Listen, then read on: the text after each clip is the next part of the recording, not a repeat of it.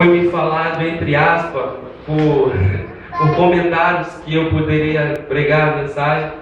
Quando eu sair daqui, só deu tempo de chegar em casa, tomar um banho e poder meditar na palavra para ver o que Deus me confiou para poder passar para os irmãos. E quando eu cheguei em casa, Deus já começou a dialogar no meu coração. E se tivesse tema essa mensagem, eu botava a visão de Deus. Aqui eu sei que dois textos que a gente leu é bem diferente um do outro, mas se você parar para prestar atenção no que eu quero te dizer hoje, você vai ver que parece que é tão parecido nas nossas vidas.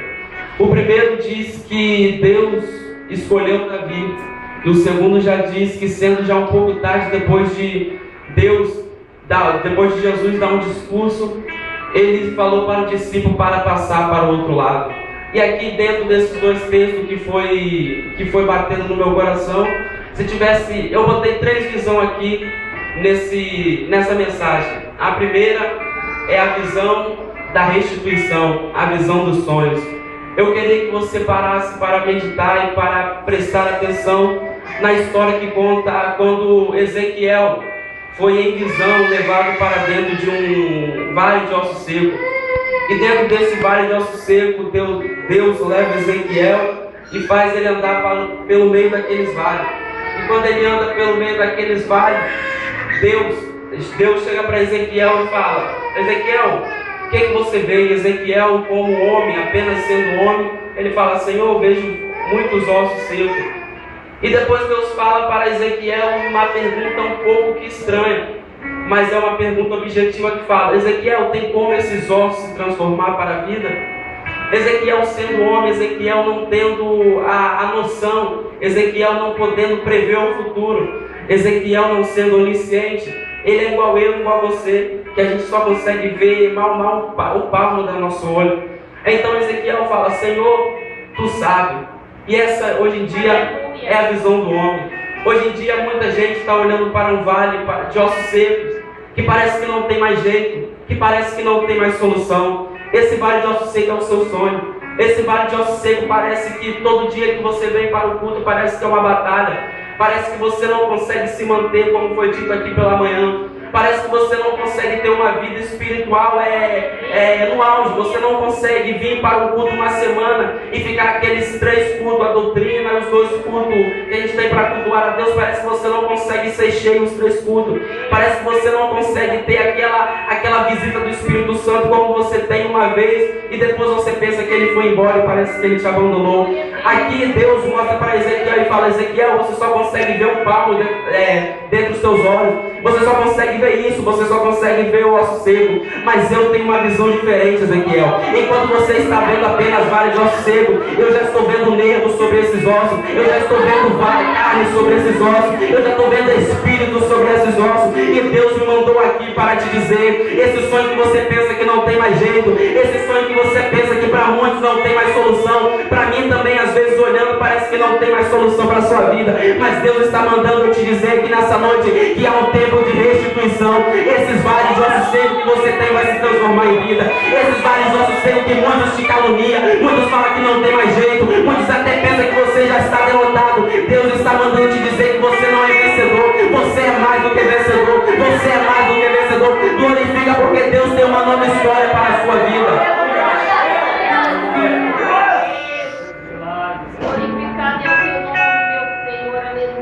Nas nossas vidas é assim, irmão. A gente é apenas homem, a gente é apenas ser humano. Aqui a gente vai ver que no Salmo, o salmista expressa que Deus olhou, a visão de Deus olhou Davi no meio dos irmãos dele. E Ezequiel também olhou apenas vale de ossos secos. Essa é a primeira visão. Glória a Deus. A segunda visão que eu quero que você aprenda é a visão da reconstrução. Eu quero que você entenda que aqui vai nos contar em Ageu, se você depois lê em casa. É muito linda essa história. A história do segundo templo, quando foi reconstruído. A Bíblia vai nos dizer que Davi, sendo já a sua idade avançada, ele tem um projeto de poder fazer um templo, de colocar a arca da aliança ali. fazer uma coisa bonita para que Deus, aquela arca da aliança, simbolizava a presença de Deus, para que Deus pudesse ficar ali, não apenas mais em tendas feitas, podendo se locomover, mas sendo em um tabernáculo, onde que a arca da aliança pudesse ficar. Mas Deus não permite que Davi faça esse templo, porque ele já sujou sua mão muito com sangue, pelas batalhas que ele teve ao longo da sua vida. Então Deus fala que Salomão que vai fazer esse templo. Então Davi, o dinheiro que ele ia, as pratas, os ouro que ele ia deixar para fazer o templo, Deus permite que Salomão faça, e todo esse ouro, prata, fica com Salomão, e Salomão faz esse templo. Mas na medida que Salomão faz esse tempo, a Bíblia vai nos dizer, se você ver a história de Salomão, Salomão não continua naquele pique. No começo ele pede, Deus pergunta o que queres que ele faça para Salomão, e Salomão pede sabedoria, mas ao passar do tempo, a sabedoria fica com Salomão, mas ele já não fica mais tão perto de Deus, ele já começa a se embaraçar com as coisas dessa vida. E a Bíblia vai nos dizer mas ele conseguiu unificar e ficar com as 12 tribos. Logo depois veio seu filho Roboão, e depois separou tudo, ficaram só com 2 tribos. Então depois a gente vai ver que o povo de Israel já não consegue ficar no mesmo patamar como estava com Davi. Então a Bíblia vai nos dizer que começa a pecar diante dos olhos de Deus, e Deus permite, como foi falado pelo nosso jovem Davi, Deus permite, Deus leva o povo a cativo. Deus leva o povo a cativo para a Babilônia. E depois que Deus leva o povo cativo para a Babilônia, a Bíblia vai nos dizer que Nabucodonosor quebra o templo todo e leva os utensílios da casa do Senhor.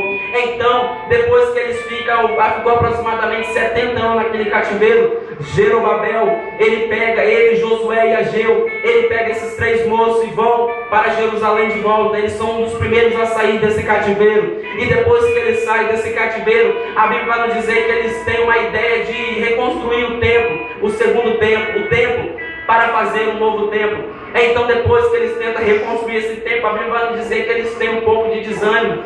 Mas depois Deus dá uma chacoalhada em Ageu e fala: Ageu, essa coisa não é do homem, essa coisa eu permiti que vocês saíssem de lá, para que vocês pudessem fazer um templo para mim adorar. Então depois a Bíblia vai nos dizer que na reconstrução do templo tem o Sambalate, Tobia, mas com Neemias, Esdras, Ageu, Josué, Jerobabel, eles conseguem reconstruir ao templo. E depois que ele reconstruir ao templo, ele chega para Ageu e fala: Ageu, junta pega os anciãos e chama eles no canto. Então quando ele chama os anciãos no canto, ele fala com Ageu, pergunta aí quem estava naquela vez que eles viram o templo de Salomão. E Deus fala através de Ageu: tão lindo era aquele templo, não era? Mas esse aqui não chega nem aos pés daquele lá, porque aquele lá tinha formosura, aquele lá tinha aparência, aquele lá tinha uma beleza exterior muito linda. Mas eu tenho uma coisa para te dizer, Ageu: esse templo aqui pode ser pequeno, esse templo aqui não pode se comparar com a formosura que era o templo de Salomão, mas eu tenho uma coisa fundamental para te dizer, que a glória da segunda casa será maior do que a da primeira. Eu sei que você não entendeu. Para muitos aquele templo poderia ser pequeno, para muitos aquele templo não podia ter uma linha nenhuma, para muitos aquele templo podia ser apenas qualquer coisa, mas para Deus aquele templo, a glória que ia descer naquele templo era maior. A visão de Deus não tem aparência. Deus não olha para a aparência. Deus não olha se você tem um carro, Deus não olha se você tem um emprego, Deus não olha se você ganha 10 mil, 20 mil, 1 milhão. Deus não olha isso. Deus olha se você tem um coração aberto para Ele habitar.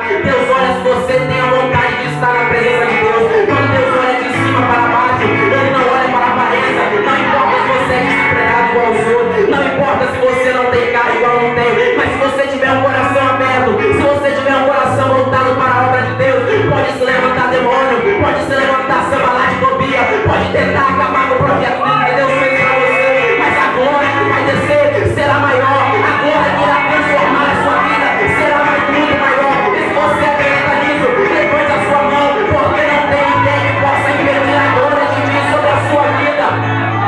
Já estou terminando. Para acabar, a terceira visão que Deus me deu para me passar para os irmãos é a visão da promessa. E é a visão que me chama mais atenção nessas 3. É a visão quando Jesus está dando o sermão. Deus está dando um sermão. Esse sermão dura um pouco. Esse sermão é um prolongado, mas vamos falar aqui entre nós. Quem não gostaria de ouvir Jesus por tanta história, né, irmão? Ele é o próprio Deus encarnado em homem, então a palavra dele tinha valia, a palavra dele, como diz a Bíblia, é um manancial. Então, depois sendo já tarde, a Bíblia vai dizer que Jesus junta os discípulos e alguns barcos. Deus fala, vamos passar para o outro lado, igual a gente lê no versículo 35. Mas esse passar para o outro lado que me chama muita atenção. Jesus já era onisciente, Jesus já sabia o que ia acontecer, Jesus já sabia que havia uma tempestade no meio do caminho deles. Eles estavam querendo ir para Decápolis.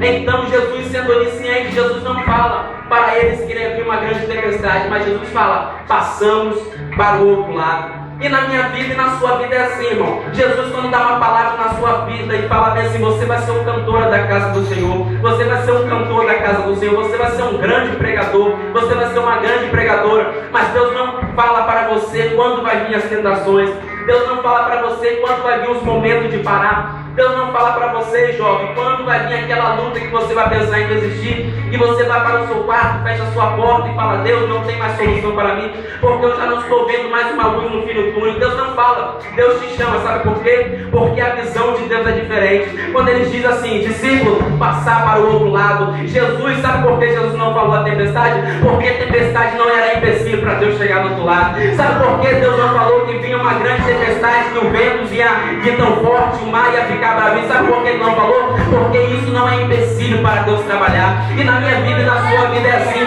Quando ele fala que você vai chegar do outro lado, quando ele fala que ele tem uma promessa na sua vida, quando ele fala que não tem nada que pode te impedir, sabe por que ele não fala quando o diabo vai se levantar? Porque o diabo é apenas um detalhe na sua vida. O diabo não pode destruir a sua história, o diabo não pode destruir a sua vida. Se Deus prometeu que você vai chegar do outro lado, pode cantar no da vitória, porque ele é o outro de se levantar, ele só vai ter que trabalho, o que levantar e o de cair, porque a promessa que Deus fez para a sua vida é grande. E se você é feliz, se levanta desse lugar que você está sentado glorificando o nome do Senhor.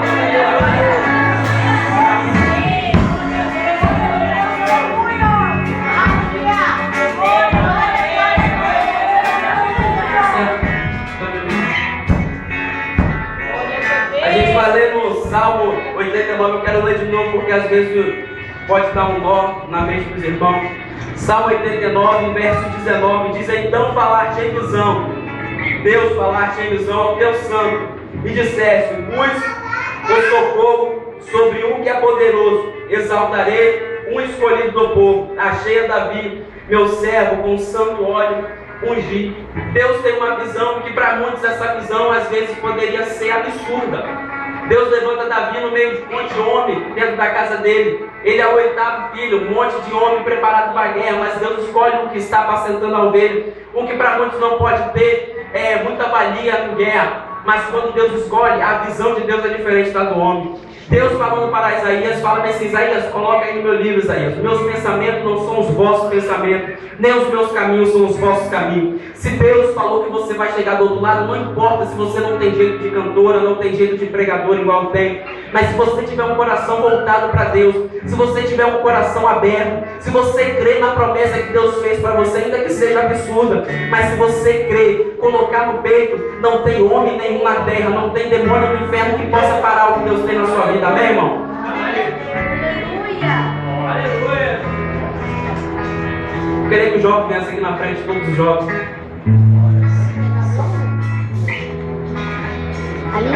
Todas as provas que eu já passei, é bem difícil, Senhor, a gente ia ter que ouvir acusações do vil tentador, lembranças de um passado velho que querem me fazer parar, ou mesmo palavras de alguém que não quer na gente acreditar,